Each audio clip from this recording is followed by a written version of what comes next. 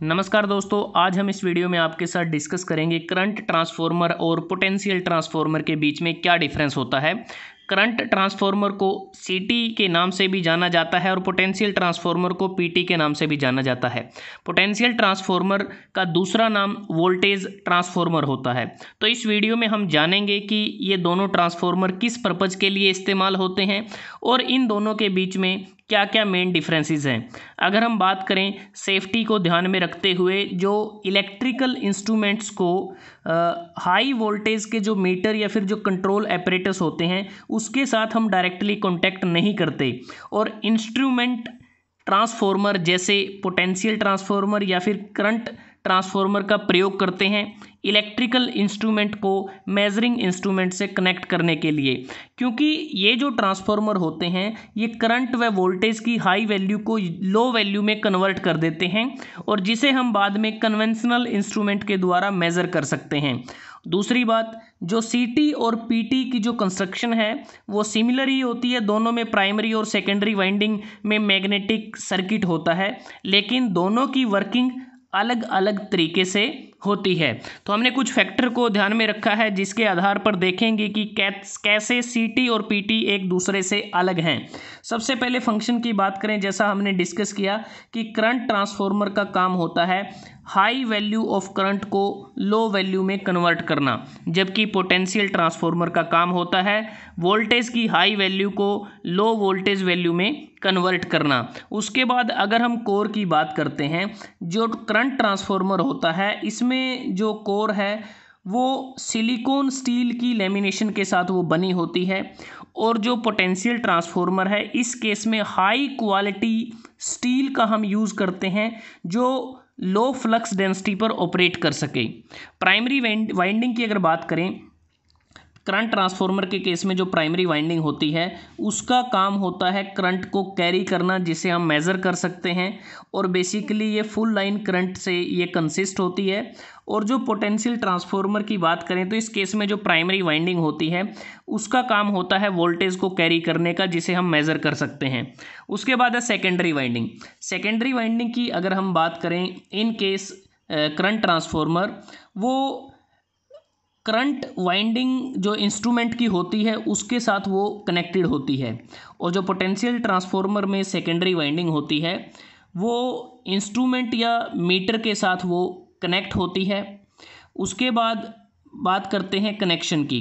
Connection current transformer के case में जो कनेक्शन है वो सीरीज़ में होता है इंस्ट्रूमेंट के साथ या ट्रांसमिशन लाइन के साथ, वो सीरीज़ में होता है। लेकिन पोटेंशियल ट्रांसफार्मर के केस में जो कनेक्शन होते हैं वो इंस्ट्रूमेंट के साथ वो पैरेलल होते हैं। प्राइमरी सर्किट की अगर बात करें, करंट ट्रांसफार्मर के केस में प्राइमरी सर्किट में नंबर ऑफ टर्न कम होते हैं, जबकि पोटेंशियल ट्रांसफार्मर में नंबर ऑफ टर्न ज़्यादा होते हैं। सेकेंडरी सर्किट की बात करें तो करंट ट्रांसफार्मर के केस में लार्ज नंबर ऑफ टर्न होते हैं और इसे हम ओपन सर्किट में इसको नहीं कर सकते और जब ये सर्विस में होती है। और पोटेंशियल ट्रांसफार्मर के केस में जो सेकेंडरी सर्किट है उसमें स्मॉल नंबर ऑफ टर्न होते हैं और जिसे हम ओपन सर्किट भी कर सकते हैं ड्यूरिंग सर्विस। रेंज की बात करते हैं तो करंट ट्रांसफार्मर हमें 5 एम्पियर या फिर 1 एम्पियर में उपलब्ध होते हैं। कहने का मतलब ये होता है कि जब प्राइमरी वाइंडिंग में करंट फ्लो करता है 1000 एम्पियर तो आउटपुट करंट हमें 5 एम्पियर मिलता है। तो इस प्रकार रिडक्शन होती है करंट की। उसी प्रकार जो पोटेंशियल ट्रांसफार्मर है इसमें 120 वोल्ट या फिर 70 वोल्ट होता है। मतलब कि अगर 600 वोल्ट प्राइमरी वाइंडिंग में अगर फ्लो करता है वोल्टेज तो हमें आउटपुट पे 120 वोल्टेज मिलेगी, 120 वोल्ट। तो इस प्रकार से वोल्टेज की रिडक्शन होती है। ट्रांसफॉर्मेशन रेशो की अगर बात करते हैं, ट्रांसफॉर्मर रेशो होती है ratio of rated primary voltage to rated secondary voltage. Current transformer के केस में हाई होती है और पोटेंशियल ट्रांसफॉर्मर के केस में कम होती है। बर्डन की अगर बात करते हैं, बर्डन बेसिकली जो सेकेंडरी लोड होता है ट्रांसफॉर्मर पर उसकी बात है। तो करंट ट्रांसफार्मर में जो डिपेंड नहीं करता सेकेंडरी बर्डन पर और जो पोटेंशियल ट्रांसफार्मर होता है वो डिपेंड करता है सेकेंडरी लोड या बर्डन पर, वो डिपेंड करता है। इनपुट की बात करते हैं तो करंट ट्रांसफॉर्मर के केस में कांस्टेंट करंट इनपुट होता है, जबकि पोटेंशियल ट्रांसफॉर्मर के केस में कांस्टेंट वोल्टेज इनपुट होता है। उसके बाद बात करते हैं टाइप्स की। जो करंट ट्रांसफॉर्मर होते हैं बेसिकली दो टाइप के होते हैं, या तो वाउंड करंट ट्रांसफॉर्मर या फिर क्लोज्ड कोर ट्रांसफॉर्मर। और जो पोटेंशियल ट्रांसफॉर्मर है तीन टाइप के होते हैं, इलेक्ट्रोमैग्नेटिक, कैपेसिटर वोल्टेज और तीसरा ऑप्टिकल। उसके बाद बात आती है इम्पीडेंस की। इम्पीडेंस करंट ट्रांसफॉर्मर के केस में कम होता है, जबकि पोटेंशियल ट्रांसफॉर्मर के केस में ये ज़्यादा होता है। अगर एप्लीकेशन की बात करें कहाँ इसका इस्तेमाल किया जाता है, करंट ट्रांसफॉर्मर को हम जो मीटरिंग इक्विपमेंट के साथ यूज़ करते हैं for 3 phase 400 ampere electricity supply के लिए, या करंट या पावर को मेज़र करने के लिए, या फिर जो पावर ग्रिड ऑपरेशन है उसको मॉनिटर करने के लिए फॉर ऑपरेटिंग प्रोटेक्टिव रिले। उसके बाद जो पोटेंशियल ट्रांसफॉर्मर है इसको हम मेज़रमेंट, पावर सोर्स या ऑपरेटिंग प्रोटेक्टिव रिले में भी इसका इस्तेमाल किया जाता है। तो दोस्तों आज हमने इस वीडियो में आपके साथ डिस्कस किया सीटी और पीटी, करंट ट्रांसफॉर्मर और पोटेंशियल ट्रांसफॉर्मर के बीच में क्या डिफरेंस होता है।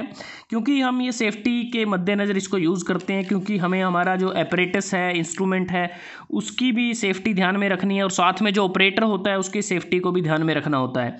तो इसलिए करंट ट्रांसफॉर्मर में करंट की वैल्यू को कम किया जाता है और पोटेंशियल ट्रांसफॉर्मर में वोल्टेज की वैल्यू को कम किया जाता है। अगर आपको वीडियो अच्छा लगा आप इसको लाइक कर सकते हैं, शेयर कर सकते हैं अपने दोस्तों के साथ, स्टूडेंट्स के साथ, और चैनल को सब्सक्राइब करना ना भूलें। जल्दी हाजिर होते हैं एक नए वीडियो के साथ। तब तक के लिए धन्यवाद। आपका दिन शुभ रहे।